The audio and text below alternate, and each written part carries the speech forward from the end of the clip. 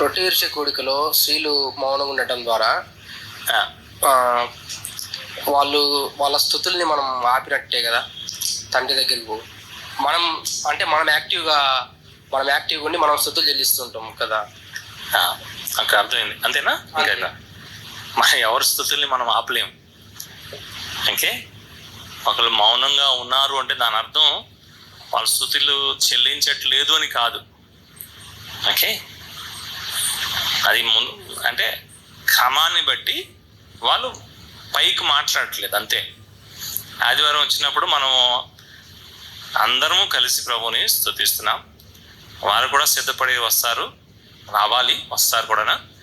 తర్వాత ఏం చేస్తారు, మనం సహోదరులు కాబట్టి ఆ క్రమం దేవుడు మనకి ఇచ్చాడు కాబట్టి ఒక సహోదరులు ఒకళ్ళిద్దరు లేకపోతే స్తుతించేవారు లేచి బిగ్గరగా స్తుతిస్తారు. ఆమెను చెప్పినప్పుడు వాళ్ళు కూడా మనతో ఏకీభవించి స్తుతించినట్లే.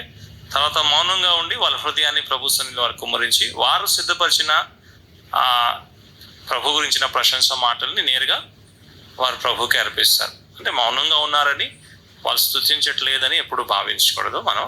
తర్వాత ఎవరి స్తుతుల్ని ఇక్కడ మనం ఆపలేము. ఓకేనా? స్థుతులు చెల్లించడం అనేది ప్రైమర్లీ మనం బ్రేకింగ్ ఆఫ్ బ్రెడ్ మీటింగ్లో వచ్చినప్పటి నుంచి ఆ భాగం ముగిసేంత వరకు మనం హృదయాల స్థుతులతోనే నింపబడి ఉండాలి. మనం సిద్ధపరచుకొని వచ్చినవి ప్రభుకి మనం సమర్పించాలి. వాటిలో ఆడిబుల్గా బ్రదర్స్ చేయడానికి ప్రభు వాక్యం అనుమతించింది. అందరి పక్షంగా శిరసత్వ క్రమాన్ని బట్టి బ్రదర్స్ నోరు తెరిచి స్థుతులు చెల్లిస్తారు. ఎక్కువ మంది బ్రదర్స్ ఉన్న సంఘాల్లో అందరు కూడా చేయలేరు. అట్లని చెప్పి స్థుతులు చెల్లించడం లేదు, ప్రభుని వారికి జ్ఞాపకం చేసుకోవట్లేదు అని అందామా? కాదు. అది ఇంకొక చిక్కుముడి కూడా ఉంది.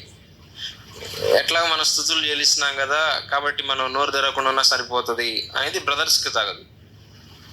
వారు ఖచ్చితంగా శిరస్సుత్వం యొక్క క్రమాన్ని బట్టి, వీలుని బట్టి, అనుకూలతను బట్టి, సమయాన్ని బట్టి స్థుతులు చెల్లించాలి నోరు తెరిచి. తర్వాత సహోదరులు ఈ మాటని గమనించాలి. ఇప్పుడే మనం మాట్లాడారు, సహోదరు మంచి ప్రశ్న వేశారు.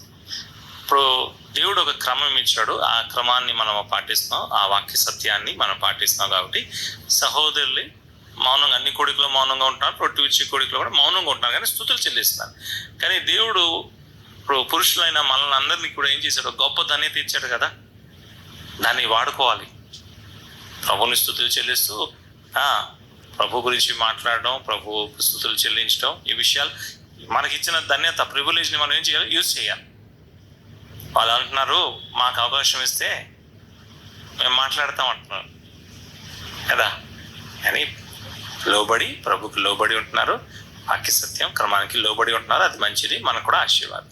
ఓకే, ఇప్పుడు ఏంటంటే మనం అందరం సిద్ధపడి వచ్చినప్పుడు హృదయాల్లో ఉన్నవి మనందరి మధ్య ఉన్న దేవుని ఆత్మ నోరు తెరిచి ఎవరైతే చేయడానికి రెడీగా ఉంటారో ఆ సమయానికి మనం పలకలేకపోయినవి వారి ద్వారా ప్రభు పలికించారు. అది కూడా ఉంటారు. బ్రదర్స్లోనే నేను చేయనప్పుడు నా హృదయంలో ఉన్న తలంపులు వేరే వారు చేయడం నా జీవితంలో అనుభవం.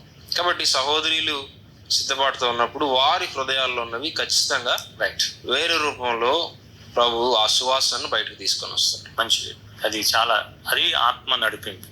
చాలాసార్లు అంటే మా అందరి అనుభవం, బహుశా మీకు కూడా అనుభవం కలిగి ఉంటారు. చాలాసార్లు నా మటుకు నేను కూడా ఈ కీర్తన పాడితే బాగుంటుంది, ఎవరైనా నంబర్ చెప్తే బాగుంటుంది, అసలు నాకు నంబర్ కూడా తెలీదు, కానీ కీర్తన వెంటనే వెనకాల నుంచి పాట సంఖ్య వస్తే ఏదో చెప్పేశారు, ఆయన నిరాశలో కూర్చుని ఓపెన్ చేస్తే అదే పని, నేను అనుకున్న పాటే. ఎంత ఆనందం!